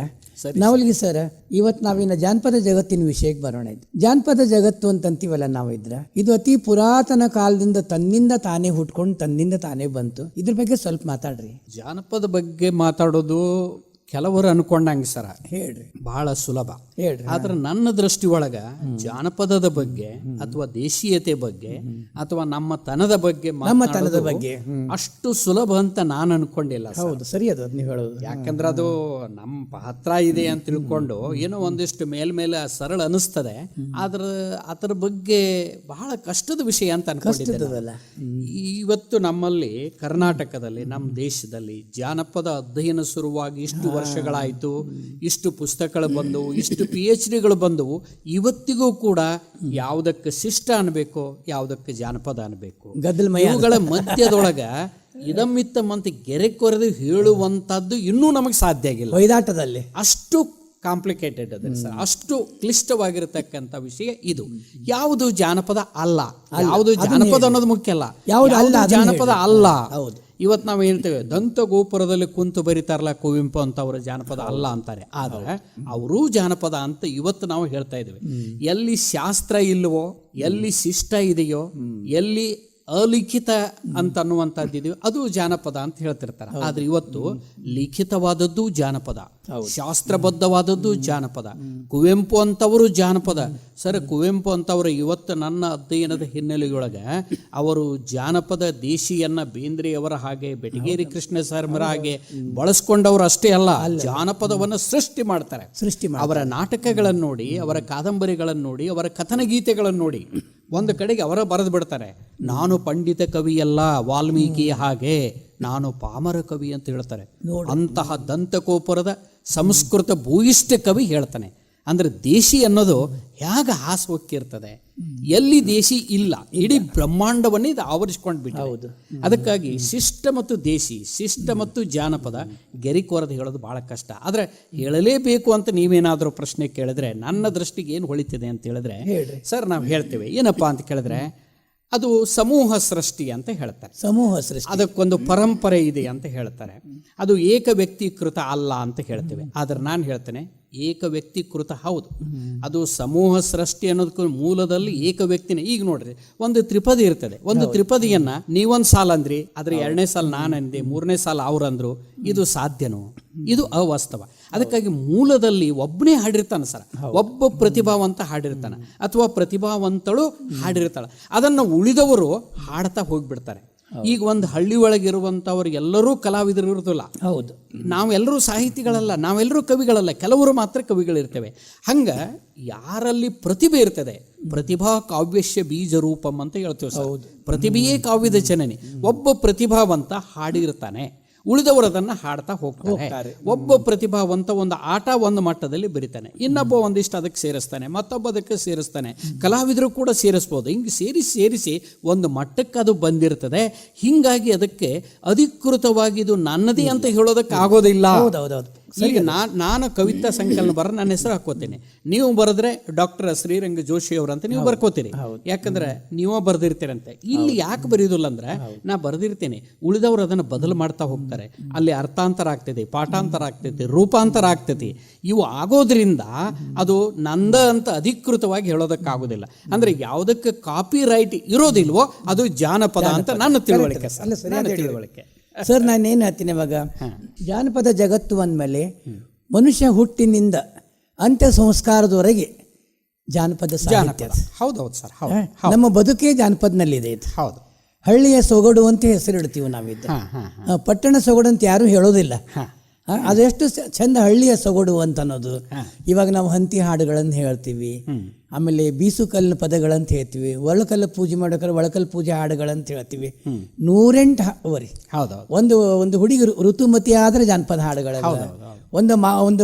ಒಂದು ಹೂ ಮುಡ್ಸೋ ಬಗ್ಗೆ ಅದ ರೀ, ಬೀಗರ ಹಾಡುಗಳವರಿ, ಹಾಸ್ಯ ಹಾಡುಗಳವರಿ, ಅವೆಲ್ಲ ನಿಮ್ಮ ಜಾನಪದ ತಜ್ಞರು. ಹೆಜ್ಜೆಗೆ ಬರ್ತಾವೆ, ಹೆಜ್ಜೆಗೆ ಬರ್ತಾವೆ. ಒಂದು ಕೃಷಿಯನ್ನು ತಗೊಂಡ್ರೆ ಈ ಭೂಮಿ ಉಳಿಮೆಗೆ ಒಂದು ಪೂಜಾ ಶುರು ಮಾಡ್ತೇವೆ, ಮತ್ತೆ ಗಳೆ ಹುಡಿ ಮುಂದ್ ಮಾಡ್ತೇವೆ, ಬಿತ್ತೋ ಮುಂದ್ ಮಾಡ್ತೇವೆ, ಬೆಳೆ ಬಂದಾಗ ಮಾಡ್ತೇವೆ, ಕಣ ಮಾಡೋ ಮುಂದ್ ಮಾಡ್ತೇವೆ, ಬೆಳೆಯನ್ನು ತರು ಮುಂದ್ ಮಾಡ್ತೇವೆ, ಪೂಜಾ ವಿಧಿ ವಿಧಾನಗಳು ಇವನ್ನೆಲ್ಲರೂ ಸರ್ ಅದು ಅವ್ರ ಜೀವನ ಹಾಗೆ ಬಂದಿದೆ. ಮತ್ತೆ ಅದಕ್ಕೆ ಅನುಗುಣವಾಗಿ ಆ ಸಾಹಿತ್ಯನೂ ಬೆಳೆದು ಬಂದಿದೆ. ಅವರ ಬದುಕಿನ ಒಂದು ಅಂಗವಾಗಿ ಆ ಸಾಹಿತ್ಯ ಕೂಡ ಬೆಳೆದು ಬಂದಿದೆ ಸರ್.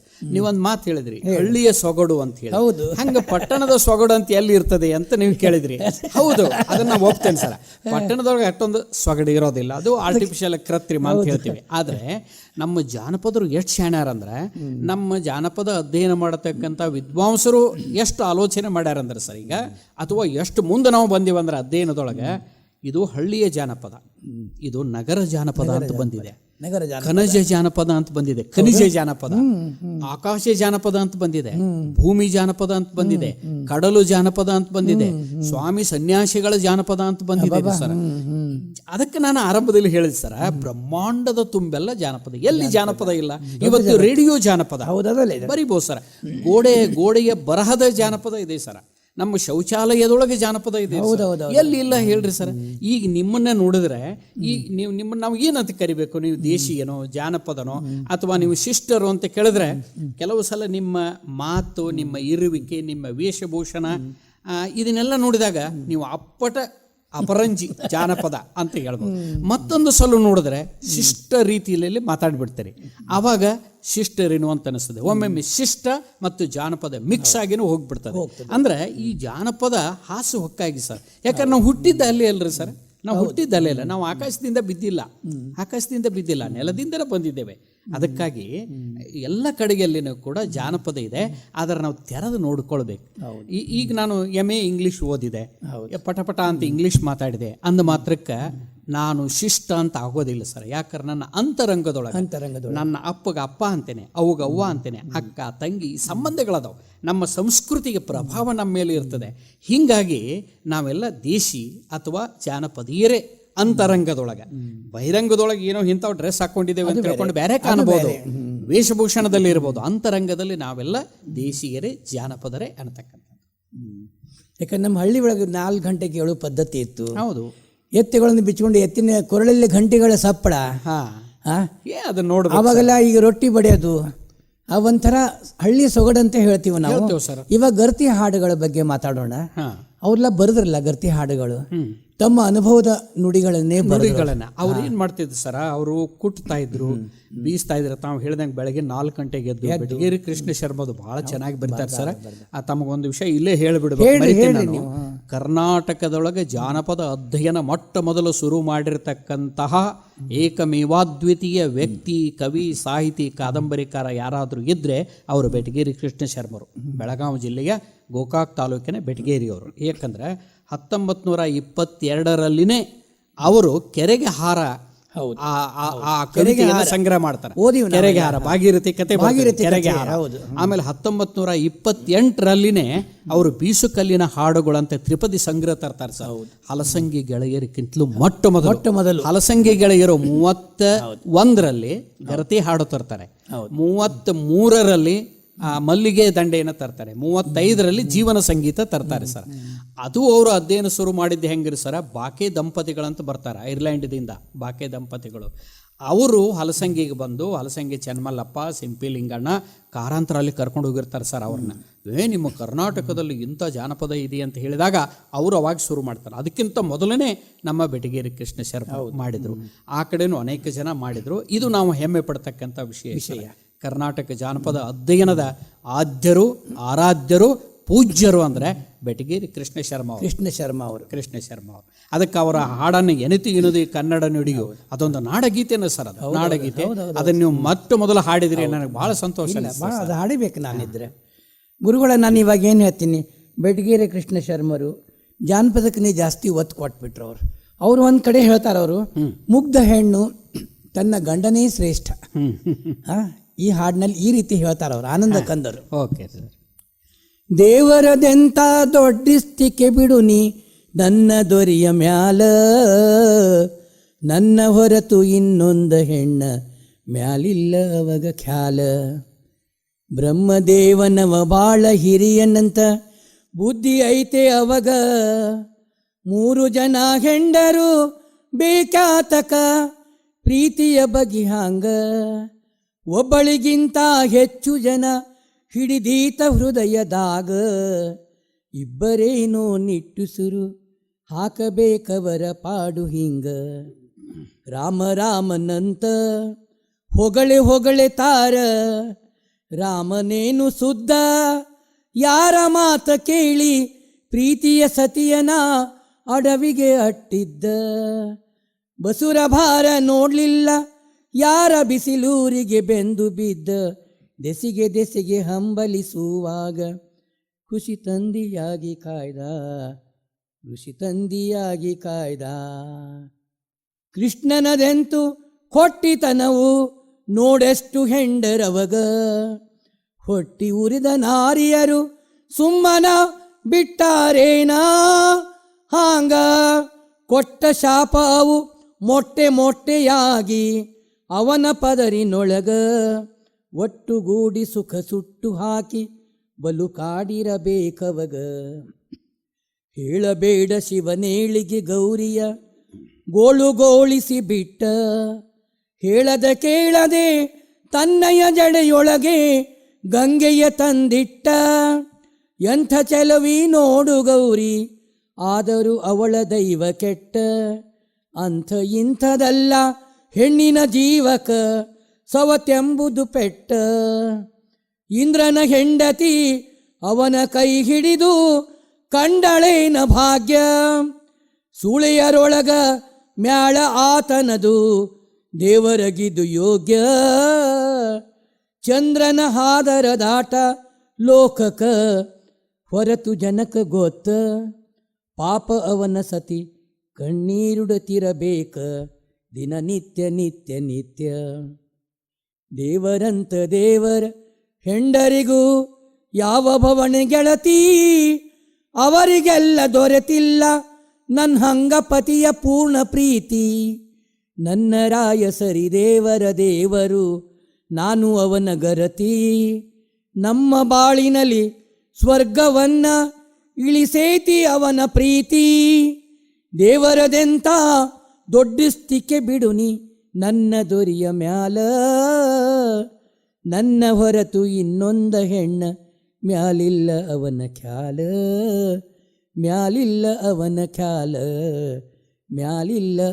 ಖ್ಯಾಲ. ಗುರುಗಳ, ಇವತ್ತು ನಾವು ಜಾನಪದ ಜಗತ್ತಿ ಒಳಗೆ ಒಂದು ಹೆಣ್ಣಿನ ಶೃಂಗಾರ ಬಗ್ಗೆ ನಾವು ಮಾತಾಡ್ತಿದ್ವಿ. ಸೀರೆ, ಉಡುಗೆ ತೊಡುಗೆ ಬಗ್ಗೆ ಮಾತಾಡ್ತೀರಿ, ಸ್ವಲ್ಪ ನಿಮಗೆ ಗೊತ್ತಿದ್ದಷ್ಟು ಹೇಳಿ. ಈಗ ಇಳಕಲ್ ಸೀರೆ ಹೇಳ್ರಿ, ಅದೇ ಬೇಕಾಗ್ಯದ ನಮಗೀಗ. ಆಮೇಲೆ ಇನ್ನೊಂದು ಕಣ, ಗುಳೇದು ಗುಡ್ಡ ಕಣ ಅಂತೀವ್ರಿ ಸರ. ಆಮೇಲೆ ಮೂಗು ಬಟ್ಟೆ ಇರಬೇಕು, ಹಂಚಿ ಬಟ್ಟೆ ಇರಬೇಕು, ಹಣೆ ತುಂಬ ಕುಂಕುಮ ಇರಬೇಕು, ನತ್ತಿರಬೇಕು, ಕೊರಳು ತುಂಬ ಇರಬೇಕು, ನಡಪಟ್ಟಿ ಇರಬೇಕು, ಕಾಲುಂಗುರು ಇದೆಲ್ಲ ಮೈ ತುಂಬ ಬಟ್ಟೆ ಹಾಕೊಂಡು ಅಂತೀವಿ, ಟಿಕ್ಕೆ ಅಂತೀವಿ ಸರ್. ಎಷ್ಟು ಜಾನಪದ ಆಭರಣಗಳಿದ್ದಾವೆ, ಚಂದಲ್ಲ ಅದು ಅಂತ ವೈಭವ ಅಂತಾರೆ. ವೈಭವ ಸರ್. ಒಂದು ಹೆಣ್ಣಿನ ನಿಜವಾದ ಸಿರಿ, ನಿಜವಾದ ಸಂಪತ್ತಂದ್ರೆ ಅದರೊಳಗೆ ಅಡಗಿ ಇರ್ತದೆ. ಟೋಪ ಮತ್ತೆ ಸೆರಗಿನ ಇವತ್ತಿಗೂ ಕೂಡ ಮದುವೆ ಇದರ ಎಷ್ಟೇ ನಾವು ಮುಂದುವರೆದವರಂದ್ರೂ ಅವುಗಳನ್ನ ನಾವು ಬಿಟ್ಟು ಹೋಗೋದಿಲ್ಲ. ಸ್ವಲ್ಪ ಅವುಗಳ ವಿನ್ಯಾಸದಲ್ಲಿ ಬದಲಾವಣೆ ಆಗಿರ್ಬೋದು, ಅದಕ್ಕೆ ಸಿಗೋ ಗೌರವ ಎದಕ್ಕೂ ಸಿಗೋದಿಲ್ಲ ಸರ್. ಅದು ಇಂಪಾರ್ಟೆಂಟ್. ಆ ವೇಷಭೂಷಣ ಹೆಣ್ಮಗಳನ್ನು ನೋಡಿದಾಗ ನಮಗೆ ನಿಜವಾದ ಒಂದು ಗೌರವ ಬರ್ತದೆ. ಗೌರವದಲ್ಲ, ಯಾವುದೇ ಕೆಟ್ಟ ಭಾವನೆ ಬರೋದಿಲ್ಲ. ಒಂದು ಭೂದೇವಿಯನ್ನು ನೋಡತಕ್ಕಂಥ ಕಲ್ಪನೆ ಮೂಡಿಬಿಡ್ತದೆ ಸರ್. ಅದು ನಮ್ಮ ಭಾರತೀಯರಿಗೆ, ನಮ್ಮ ಜನಪದರಿಗೆ ಗೊತ್ತಿತ್ತು. ಅದಕ್ಕಾಗಿ ಆ ಥರ ಅವಳನ್ನ ಶೃಂಗರಿಸ್ತಾ ಇದ್ರು, ಒಂದು ಸರಳತೆ ಬಗ್ಗೆ ವಿವಿಧ ವೇಷಭೂಷಣಗಳು ಬಂದು, ಬಟ್ ನಾವ್ ಇದನ್ನ ಮರಿಬಾರ್ದಲ್ಲ. ಹೌದೌದು ಸರ್, ಹಿಂಗೆ ಹೇಳ್ತೀನಿ. ಹೌದು. ನಾವು ಈ ಜಾಗತೀಕರಣ ಸಂದರ್ಭದೊಳಗೆ ಸರ ನಾವು ಪಾಶ್ಚಾತ್ಯ ಪ್ರಭಾವಕ್ಕೆ ಒಳಗಾಗಿ ಮರಿತಾ ಇದ್ದೇವೆ ಏನೇನೋ ಅಂತ ಹೇಳ್ತಾ ಇದ್ರು ಕೂಡ ಈ ವಿಶಿಷ್ಟ ಹಬ್ಬ, ಹುಣ್ಣಿಮೆ, ಜಾತ್ರೆ, ಉತ್ಸವ, ಮದುವೆ ಸಂದರ್ಭಗಳಲ್ಲಿ ಉಳಿಸ್ಕೊಳ್ಳುವ ಅನ್ನೋದಕ್ಕಿಂತಲೂ ಅದನ್ನು ಪ್ಯಾಷನ್ಗಾಗಿನೂ ಆದ್ರೂ ಉಪಯೋಗ ಮಾಡತ್ತಾರ ನಮ್ಮ ಜನ. ಅಷ್ಟರ ಮಟ್ಟಿಗೆ ನಾವು ಶಾಬಾಷ್ ಹೇಳಬೇಕು ಸರ್. ಪರದೇಶದವರೇ ಮಾಡ್ಲಿಕ್ಕತ್ತಾರ, ಮಾಡ್ತಾ ಇದ್ದಾರೆ. ಆದರೆ ಅದು ಮತ್ತೆ ಬರ್ತದೆ ಸರ್, ಬರ್ತದೆ. ಎಲ್ಲಿವರೆಗೂ ಓಡ್ತೇವೆ ನಾವು, ಎಲ್ಲಿವರೆಗೆ ಮೈ ಮೇಲೆ ಬಟ್ ಇಲ್ಲ ಅಡ್ಡಾಡ್ತೀವಿ, ಕೊನೆಗೆ ಮತ್ತೆ ಅದು ಒಂದು ಪ್ಯಾಷನ್ ರೂಪದಲ್ಲಿ ಆದರೂ ಬರ್ಬೋದು ಅಂತ ನಾನು ಅನ್ಕೊಂಡಿದ್ದೆ. ಬಂದ್ರೆ ಒಳ್ಳೇದು, ಬರಬೇಕು, ಬರ್ತದೆ ಸರ್. ಯಾಕಂದ್ರೆ ಜಾತ್ರೆ ಸಡಗರನೇ ಬೇರೆ ರೀ. ಹೌದು, ಆ ಬೆಂಡು, ಬತ್ತಾಸು, ಚುರುಮುರಿ, ವಿವಿಧ ರೀತಿ ಪದ್ಯಗಳಲ್ಲಿ ಅದನ್ನ ಹೇಳ್ತಾರೆ ನೋಡಿ. ಮೂರು ಜಾತ್ರೆ ಬಲ ಜೋರ ಅಂತ ಹೇಳ್ತಾಳು, ಬೆನ್ನಿ ಹಾಕಿ ಅಂತ ಹೇಳ್ತಾಳು, ಗೋಧಿ ಹೊಲಕ್ಕೆ ಹೋಗಿದ್ದೆ ಅಂತ ಹೇಳ್ತಾರೋ, ಎಲ್ಲ ಜಾನಪದನೇ ಸರ. ಅಲ್ಲಿ ಭೇಟಿ ಆನಂದ ಕಂದ ಅನ್ನೋ ಹೆಸರು ತೆಗೆದು ಬಿಟ್ರೆ ಜಾನಪದನೇ ರೀ, ಅದು ಎಲ್ಲ ಪೂರ್ತಿ ಜಾನಪದನೇ ಸರ್. ಅಷ್ಟು ಸರಳವಾಗಿ, ಸುಲಲಿತವಾಗಿ, ಲಾಲಿತ್ಯಪೂರ್ಣವಾಗಿ ಬರ್ಕೊಂಡು ಹೋಗ್ತಾರೆ. ಹಳ್ಳಿಯ ಆ ಒಂದು ಸಡಗರ, ಸಂಭ್ರಮ ಹೆಂಗಿತ್ತು ಅನ್ನೋದನ್ನ ಅವ್ರದ್ದು ಓದ್ಬಿಟ್ರೆ ಸಾಕು. ಹುಕ್ಕೇರಿ ಬಾಳಪ್ಪನವರ ಕಂಠದಿಂದ ಕೇಳ್ಬೇಕು, ಅವರ ಮಾತಿನಿಂದ ಕೇಳ್ಬೇಕು. ಹೌದು ಗುರುಗಳ, ಇವತ್ತು ನಾವು ಜಾನಪದ ಜಗತ್ತಿನ ಬಗ್ಗೆನೇ ಜಾಸ್ತಿ ಮಾತಾಡಿದ್ವಿ, ಇದನ್ನ ಮಾಡಿದ್ವಿ. ಇವಾಗ ನಮ್ಮ ಕೇಳುಗರಿಗೆ ಸ್ವಲ್ಪ ಕಿವಿ ಮಾತು ನೀವು ಹೇಳಬೇಕಾಗ್ತದೆ. ಅಂದ್ರೆ ಯುವಕ ಯುವತಿಯರಿಗೆ ನಿಮ್ಮ ಪ್ರಕಾರ ಹೇಳ್ರಿ, ಕೆಲವು ಸಂದೇಶಗಳನ್ನು ಬೇಕು ಸರ್. ತಾವು ಕೇಳ್ತಾ ಇದ್ದೀರಿ ಅಂತ ಹೇಳಿದ ಮೇಲೆ ಹೇಳ್ರಿ. ಇವತ್ತಿನ ಕಾಲದ ಯುವಕ ಯುವತಿಯರು ಸಾಮಾನ್ಯವಾಗಿ ಇವತ್ತಿನ ಕಾಲಕ್ಕೆ ತಕ್ಕ ರೀತಿನಲ್ಲಿ ಅವರು ಓಡ್ತಾ ಇದ್ದಾರೆ, ನಡೀತಾ ಇದ್ದಾರೆ ಅನ್ನೋದೆಲ್ಲಾನು ಓಡ್ತಾ ಇದ್ದಾರೆ. ಸೈನ್ಸ್ ಅಂಡ್ ಟೆಕ್ನಾಲಜಿ ಅಷ್ಟು ಅವ್ರನ್ನ ಓಡಿಸ್ತಾ ಇದೆ. ಮತ್ತೆ ಇದು ಒಮ್ಮೊಮ್ಮೆ ಯೋಚನೆ ಮಾಡಿದಾಗ ಅನಿವಾರ್ಯವೇನು ಅಂತ ಅನಿಸ್ತದೆ. ಆ ಅನಿವಾರ್ಯತೆ ಇರತಕ್ಕಂಥ ಸಂದರ್ಭದಲ್ಲಿನೂ ಕೂಡ ಕೆಲವು ಅಗತ್ಯಗಳನ್ನು ಕೂಡ ಮರಿಬಾರದು ಅಂತ ನಾನು ಅನ್ಕೊಂಡಿದ್ದೆ. ಅವು ಅಗತ್ಯನೇ ಸರ್. ಏನಂತ ಕೇಳಿದ್ರೆ, ನಮ್ಮ ಅಪ್ಪ, ನಮ್ಮ ಅವ್ವ, ನಮ್ಮ ಅಕ್ಕ, ನಮ್ಮ ತಂಗಿ, ನಮ್ಮ ಬಂಧು ಬಾಂಧವರು, ಇದೆಲ್ಲ ಮಾನವೀಯ ಸಂಬಂಧಗಳು, ನಮ್ಮ ಸಂಸ್ಕೃತಿ, ನಮ್ಮ ಪರಂಪರೆ, ನಮ್ಮ ಇತಿಹಾಸ, ನಮ್ಮ ಭೂಗೋಳ, ನಮ್ಮ ಚರಿತ್ರೆ, ಇದು ಏನಿದೆ ಅನ್ನೋದನ್ನು ನಾವು ಮರಿಬಾರದು ಸರ್.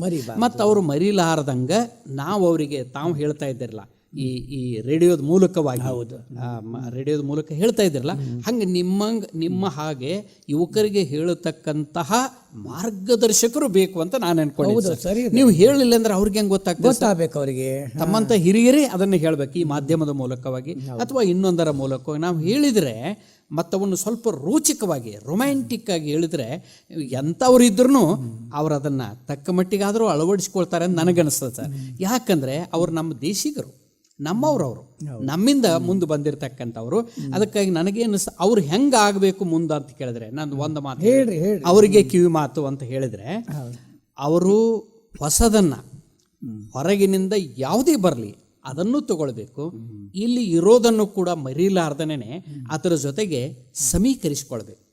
ಇವೆರಡರ ಸಮನ್ವಯ, ನಮ್ಮದು ಮತ್ತು ಹೊರಗಿನದು, ಇವೆರಡರ ಸಮನ್ವಯದೊಳಗೆ ಅವರು ನಾಳಿನ ಬದುಕನ್ನು ರೂಪಿಸಿಕೊಂಡ್ರೆ ಬಹಳ ಉತ್ತಮ ಅಂತ ನಾನು ಅನ್ಕೊಂಡಿದ್ದೆ ಸರ್. ದೇಶೀಯತೆ ಮತ್ತು ಇನ್ನಿತರದು ಎರಡು, ಯಾಕಂದ್ರೆ ಅದು ಅನಿವಾರ್ಯತೆ ಸರ್. ನಾವು ಮುಂದೆ ಹೋಗ್ಬೇಕಲ್ಲ, ಅಮೇರಿಕೆಯನ್ನ ಮೀರತಕ್ಕಂಥ ಸ್ಥಿತಿಯಲ್ಲಿ ನಾವೆಲ್ಲ ಇದ್ದೀವಿ. ಅದು ಬೇಕು ನಮ್ಮ ಬದುಕಿಗೆ. ಆದ್ರೆ ನಾವೆಲ್ಲ ಬರೀ ಹಳೇದಂತ ಅಂದ್ರೂ ನಡೆಯೋದಿಲ್ಲ, ಆದ್ರೆ ಹಳೆಯದನ್ನು ಬಿಟ್ಟರೂ ಆಗೋದಿಲ್ಲ. ಹಳೆಯದರ ಜೊತೆಗೆ ಹೊಸದನ್ನ ಸೇರಿಸ್ಕೊಂಡು ಮುನ್ನಡಿಬೇಕು. ಇವೆರಡರ ಸರಿ ಬೇರೆಗೆ ನಮ್ಮ ಹಿಂದಿನವರು ಹೇಳಿದ್ದಾರೆ, ಹಳೆ ಬೇರು ಹೊಸ ಚಿಗುರು ಅಂತ ತಿಳ್ಕೊಂಡು. ಆ ನಿಟ್ಟಿನೊಳಗೆ ನಮ್ಮ ಇಂದಿನ ಯುವಕರು ಮುಂದುವರೆದ್ರೆ ಅವರ ಜೀವನ ಪಾವನ ಆಗ್ತದೆ, ಸ್ವರ್ಗ ಆಗ್ತದೆ, ನಮಗಿಂತಲೂ ಉತ್ತಮ ಬದುಕನ್ನು ಅವರು ಬಾಳಬಲ್ಲರು, ಬದುಕಬಲ್ಲರು ಅಂತ ನನ್ನ ಒಂದು ತಿಳುವಳಿಕೆ. ಒಳ್ಳೆಯ ಅಭಿಪ್ರಾಯದ ಸಮನ್ವಯ ದರ್ಶನ ನಾವು ಮಾಡ್ಕೋಬೇಕು ಅಂತ ಹೇಳ್ತಾ ಇದ್ದೀರಿ ನೀವು. ಇನ್ನು ಕಾರ್ಯಕ್ರಮದ ಕೊನೆ ಘಟ್ಟಕ್ಕೆ ಬಂದೀವಿ ನಾವು. ನಮ್ಮೂರ ಬಾನುಲಿ ಕೇಂದ್ರಕ್ಕೆ ಬಂದ್ರಿ, ನಿಮ್ಗೆ ಏನು ಅನ್ನಿಸ್ಲಿಕ್ಕತ್ತದೆ ಇವತ್ತು? ನಮ್ಮೂರು ಬಾನುಲಿ ಕೇಂದ್ರ ಸರ ಇಲ್ಲಿ ಇದೆ ಅಂತ ನನಗೆ ಭಾಳ ಹಿಂದಿನಿಂದ ಗೊತ್ತು. ಸಮಾಜ ಮುನ್ನಡೆಯೋದಕ್ಕೆ, ಸಮಾಜಕ್ಕೆ ಮಾರ್ಗದರ್ಶಕವಾಗಿರ್ತಕ್ಕಂಥ ವಿಷಯಗಳನ್ನು ಈ ಮಾಧ್ಯಮದ ಮೂಲಕ ಹೇಳಿಸ್ತಕ್ಕಂಥ ಒಂದು ದೊಡ್ಡ ಸರ್ವಿಸ್ ಕೊಡ್ತಾ ಇದ್ದೀರಿ ಸರ್. ದೊಡ್ಡ ಕೆಲಸ ಅಂತ ಇದೊಂದು ದೊಡ್ಡ ಕೆಲಸ, ಇದೊಂದು ದೊಡ್ಡ ಸೇವೆ ಅಂತ ನಾನು ಅನ್ಕೊಂಡಿದ್ದೇನೆ. ಇಂಥ ಸೇವೆ ಅನವರತವಾಗಿ ನಡಿಬೇಕು, ಇದು ಮುಂದುವರಿಬೇಕು. ಯಾಕಂದ್ರೆ ಮೊದಲು ನಾವು ಮಾತಾಡೋದು ಜನರಿಗೆ ಅದು ಗೊತ್ತಾಗ್ಬೇಕು, ಜನರಿಗೆ ಅದನ್ನು ತಿಳಿಸ್ಬೇಕಾಗಿದೆ. ನಾವು ಹಂಗೆ ತಿಳಿಸ್ತಕ್ಕಂಥ ಕೆಲಸ. ಯಾಕಂದ್ರೆ ನೀವು ಈಗ ಹೆಂಗದಿರಿ ಅಂದ್ರೆ ಆಧುನಿಕತೆ ಮತ್ತು ಹಿಂದಿನದು ಎಲ್ಲ ಬೇಕು, ಹಳೆಯದು ಮತ್ತು ಹೊಸದರ ನಡುವಿನ ಕೊಂಡಿಯಾಗಿ ಕೆಲಸ ಮಾಡ್ತಾ ಇದ್ದೀರಿ ಸರ್. ನಾನು ಹೇಳೋದು ಅದನ್ನೇ, ಹಳೆಯದು ಮತ್ತು ಹೊಸದು ಇವೆರಡರ ಸಮನ್ವಯ. ಆ ಸಮನ್ವಯದೊಳಗೆ ತಾವು ಇದ್ದೀರಿ ಅಂತ ನನ್ನ ಅನಿಸಿಕೆ. ಇದನ್ನ ಇನ್ನೂ ಹೆಚ್ಚು ನೀವು ಮುಂದುವರಿಸ್ಕೊಂಡು ಹೋಗ್ಬೇಕು. ಇದು ಯಶಸ್ವಿ, ನೀವು ದೊಡ್ಡವರು, ನಿಮಗೆ ನಾನು ಹಾರೈಸೋದಕ್ಕೆ ಬಹಳ ಸಣ್ಣವ. ಇದು ನಿಮ್ಮಿಂದ ಇನ್ನೂ ಯಶಸ್ವಿ ಆಗಲಿ, ಇನ್ನೂ ಹೆಚ್ಚು ವಿಸ್ತಾರ ಆಗಲಿ, ಇನ್ನೂ ಜನಕ್ಕೆ ಹೋಗಿ ಮುಟ್ಲಿ. ಮತ್ತು ನಾನು ಕೂಡ ಇದರ ಬಗ್ಗೆ ಹೇಳತಕ್ಕಂಥ ಪ್ರಯತ್ನ ನನ್ನ ಮಟ್ಟದಲ್ಲಿ ಹೇಳೋದನ್ನು ಮಾಡ್ತೇನೆ ಅಂತ ಹೇಳಿ, ಒಟ್ಟಾರೆ ಇದೊಂದು ಒಳ್ಳೆಯ ಮಾಧ್ಯಮ, ಒಳ್ಳೆಯ ವೇದಿಕೆ. ನಮ್ಮ ಬೆಳಗಾವಿ ಜಿಲ್ಲೆಯಲ್ಲಿ ಬಹಳ ಅಪರೂಪದ ಒಂದು ವೇದಿಕೆ ಅಂತ ಹೇಳಿದ್ರೆ ಎರಡು ಮಾತು ಇಲ್ಲ ಅಂತ ನನ್ನ ಅನಿಸಿಕೆ. ಇದರ ಮುಖ್ಯಸ್ಥರು ಮಹೋದಯ ಚೌಗಲಾರ್ ನಿಮಗೆ ಸಿಕ್ಕರು, ಅವರು ಚಂದ ಮಾತಾಡಿದ್ರು, ಜೊತೆಗೆ ಇದ್ರು, ಎಲ್ಲ ವಿಷಯವನ್ನ ಹೇಳಿದ್ರಲ್ಲ. ಇದ್ರ ಮುಂಚೆ ತಾನೇ ಹೇಳಿದ್ರು ಅವರು. ಇಲ್ಲಿ ಆರ್ ಜೆ ಚೇತನ್ ಅಂತಿದ್ದಾರೆ, ಆಮೇಲೆ ಆರ್ ಜೆ ಮೀರಾ ಅಂತಿದ್ದಾರೆ. ಎಲ್ಲರೂ ಒಂದೇ ಪರಿವಾರದವ್ರ ಸರ್. ಆಮೇಲೆ ಇಲ್ಲಿಯ ಪರಿಸರ ಆಯ್ತು, ಪ್ರತಿ ರೂಮಿನಲ್ಲಿ ಹೋಗಿ ಎಲ್ಲಾ ನೋಡಿದೀವಿ, ಅಲ್ಲಿ ಬರೆದಿರ್ತಕ್ಕಂಥ ತೋರಿಸಿದ್ರು. ಚೌಗಲ ಅವರೆಲ್ಲ ಹೇಳ್ಕೊಟ್ರೆಲ್ಲ, ಇವೆಲ್ಲ ನನಗೀಗ ಮಹಿಳಾ ಕಲ್ಯಾಣ ಸಂಸ್ಥೆ ಬಗ್ಗೆನೇ ಹೇಳ್ಕೊಟ್ರು. ಅದಕ್ಕೆ ಈಗ ನನಗೆ ಅನಿಸ್ತು, ನಮ್ಮ ಮನೆಯವ್ರಿಗೂ ಅನಿಸ್ತು ಸರ್. ಅದಕ್ಕೇನಂತ ಹೇಳಿದ್ರೆ, ನಮಗ್ ಗೊತ್ತಿದ್ದವ್ರು, ನಮ್ಮ ಆತ್ಮೀಯರು, ಗೆಳೆಯರನ್ನ ಕರ್ಕೊಂಡ್ ಬರ್ಬೇಕು, ಇಲ್ಲಿ ತೋರಿಸ್ಬೇಕು, ಶ್ರೀರಂಗ್ ಜೋಶಿ ಸರ್ ಭೇಟಿ ಆಗಿ ಹೇಳ್ಬೇಕು ಅನ್ನುವಷ್ಟರ ಮಟ್ಟಿಗೆ ನಮಗೆ ಆಸಕ್ತಿ ಮೂಡಿತು ಸರ್ ಇಲ್ಲಿ ಬಂದ್ಮೇಲೆ. ಡಾಕ್ಟರ್ ಸಿ ಕೆ ನಾವಲ್ಗಿ ಅವರ ಸಮಯದ ಮಾತು ನಾವು ಕೇಳಬೇಕಾಗ್ತದ. ಸಮಯ ದೇವಿಗೆ ನಾವು ತಲೆ ಬಾಗಲೇಬೇಕು, ಹೌದಲ್ರಿ? ಇವಾಗ ಅಂಕದ ಪರದೆ ಜಾರಿದ ಮೇಲೆ ನಾಟಕವಿನ್ನು ಉಳಿದಿಹುದು ಅಂತ ಹೇಳ್ತೀವಿ ನಾವು. ಮುಗ್ದಾವ ನಮ್ಮ ಜೋಳ, ಉಳ್ದಾವ ನಮ್ಮ ಹಾಡ. ಡಾಕ್ಟರ್ ಶ್ರೇಯಾಂಕ್ ಜೋಶಿ ಅವ್ರದ್ದು, ಡಾಕ್ಟರ್ ಸಿ ಕೆ ನಾವಲ್ಗಿ ಅವರ ಮಾತುಗಳು ಭಾಳಷ್ಟು ಉಳಿದು ಬಿಟ್ಟಾವ್ರಿ. ಅದು ಮುಂದಿನ ಸಲ ಮತ್ತೆ ಭೇಟಿ ಆಗೋಣಂತ. ಮತ್ತು ನಮ್ಮ ಮಧುರ ಮನದ ಮಾತುಗಳ ಸಂಘರ್ಷವನ್ನು ಮುಂದಿನ ಕಾರ್ಯಕ್ರಮದೊಳಗೆ ಮಾಡೋಣ ಅಂತ ಸರ್. ಧನ್ಯವಾದಗಳನ್ನು ಹೇಳ್ತೀನಿ. ಏನ್ರಿ ಸರ್, ಖಂಡಿತವಾಗಿ ಭೇಟಿ ಆಗೋಣ, ಮಾತಾಡೋಣ. ಮತ್ತು ಇಷ್ಟೊತ್ತಿನವರೆಗೆ ನೀವು ಪ್ರಶ್ನೆಗಳನ್ನು ಕೇಳೋದ್ರ ಮೂಲಕ ಮತ್ತು ಹೇಳೋದ್ರ ಮೂಲಕ ಆ ಶ್ರೋತೃಗಳಿಗೆ ಒಂದು ಒಳ್ಳೆಯ ಈ ನುಡಿಯ ಸೊಗಡನ್ನು ನೀವು ತಿಳಿಸ್ತಕ್ಕಂಥ ಪ್ರಯತ್ನ ನೀವು ಮಾಡಿದ್ದಕ್ಕಾಗಿ ನಿಮಗೆ ನಾನು ವಂದನೆಗಳನ್ನು, ಕೃತಜ್ಞತೆಗಳನ್ನು ಈ ಸಂದರ್ಭದಲ್ಲಿ ಅರ್ಪಿಸ್ತಾ ಇದ್ದೇನೆ. ಮತ್ತು ಕೇಳಿಸಿಕೊಂಡಿರ್ತಕ್ಕಂಥ ಎಲ್ಲ ಶ್ರೋತೃಗಳಿಗೂ ಕೂಡ ನಾನು ವಂದನೆಗಳನ್ನು ಸಮರ್ಪಿಸ್ತಾ ಇದ್ದೇನೆ. ನಮಸ್ಕಾರ ಸರ್. ಸರ್, ಈ ಕಾರ್ಯಕ್ರಮಕ್ಕೆ ವಿದಾಯ ಹೇಳ್ತೀನಿ. ಮತ್ತೊಮ್ಮೆ ನಮಸ್ಕಾರಗಳನ್ನು ಹೇಳ್ತೀನಿ. ನಮಸ್ಕಾರ ಸರ್. ನಮಸ್ಕಾರ. ವೆಲ್, ಇದುವರೆಗೂ ನಮ್ಮ ಜೊತೆ ನಮ್ಮೂರ ಬಾನುಲಿ ಜೊತೆಗೆ ತಮ್ಮ ಅಮೂಲ್ಯವಾದ ಸಮಯವನ್ನು ಕಳೆದಿದ್ದಕ್ಕೆ ಡಾಕ್ಟರ್ ಸಿ ಕೆ ನಾವಲ್ಗಿ ಅವರಿಗೆ ತುಂಬು ಹೃದಯದ ಧನ್ಯವಾದಗಳು. ಇದೇ ರೀತಿಯ ವಿಶೇಷ ಸಂದರ್ಶನ ಕಾರ್ಯಕ್ರಮಗಳಿಗಾಗಿ ಕೇಳ್ತಾ ಇರಿ ನಮ್ಮೂರ ಬಾನುಲಿ 90.8 ಕಮ್ಯುನಿಟಿ ರೇಡಿಯೋ ಸ್ಟೇಷನ್. ಚಿಂತೆ ಬಿಡಿ, ಚಿಲ್ ಮಾಡಿ.